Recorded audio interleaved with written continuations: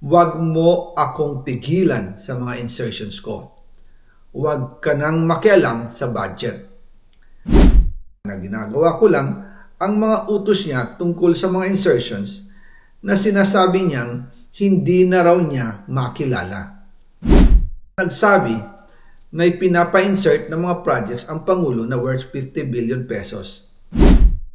Naging malinaw sa akin na siya mismo ang nag-utos kila Secretary Mina Pangandaman at Yusek Adrian Bersamin ang gusto niya ng 50 billion pesos na insertion. Ngunit ang sagot ng Pangulo, humingi ka ng bago or dagdag na insertions. Bakit hindi niya agad tinanggal noon pa? Kasi mismo siya ang nagbibigay ng utos. Ako mismo ang nakasaksi at nakausap ng mga taong direktang sangkot. Hindi lang po ang Pangulo ang may insertion sa budget. Pati po si Congressman Sandro Marcos.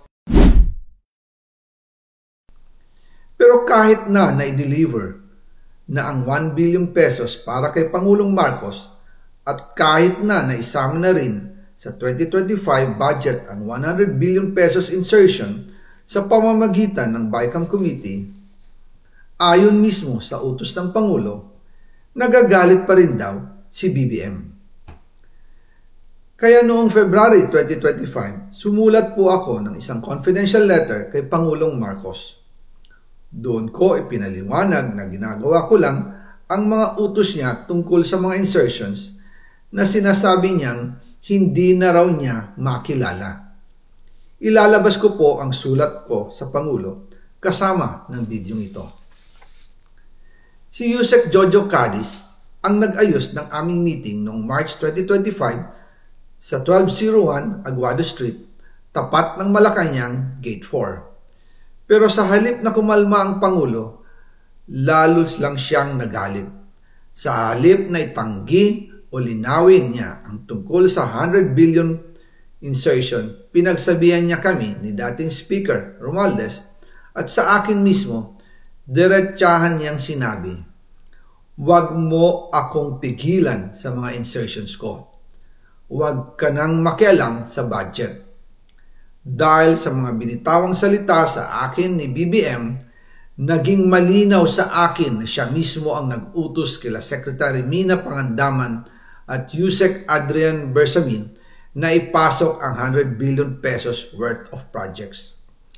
Kaya kung hindi talaga totoo na galing sa Pangulo ang utos, bakit hindi niya agad tinanggal noon pa sina Secretary Mina Pangandaman at Undersecretary Adrian Bersamin nang pinaalam ko sa kanya ang 100 billion insertions sa pamamagitan ng sulat?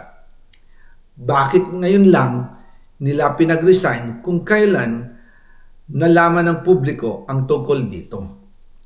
And also kinausap ako ni Yusek Jojo Cadiz at nagsabi na ipinapa-insert ng mga projects ang Pangulo na worth 50 billion pesos.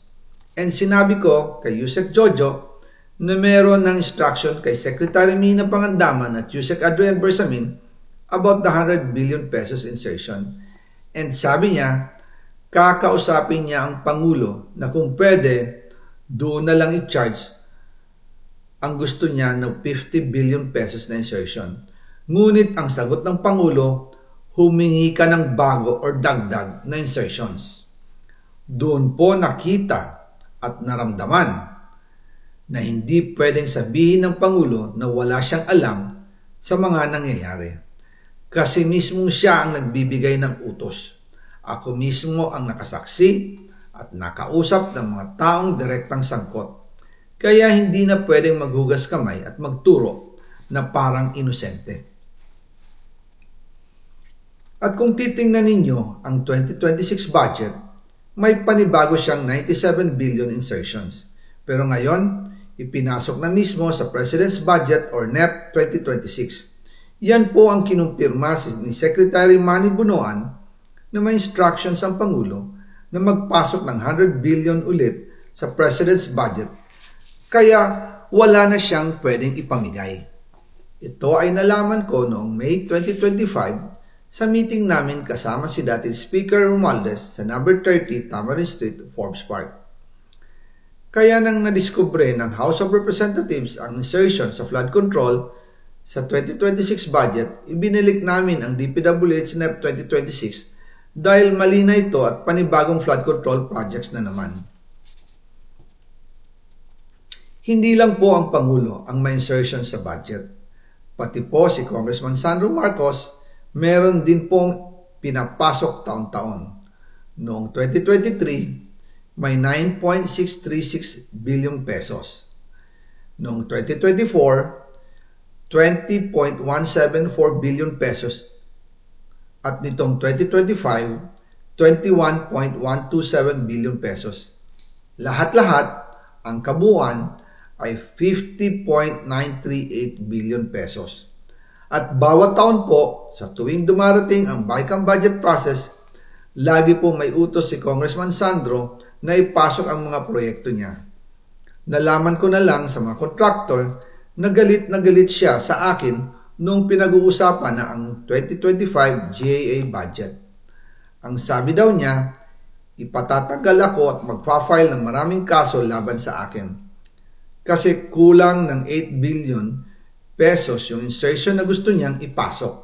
Ang dahilan daw, may mga contractor na nakapag-advance na sa kanya at dahil hindi na ipasok ang buong halaga, kailangan daw niyang magsauli sa mga yon. Para malinaw sa taong bayan, ilalabas ko po sa video na ito ang listahan ng mga proyekto na kasama sa mga insertions ni Congressman Sandro.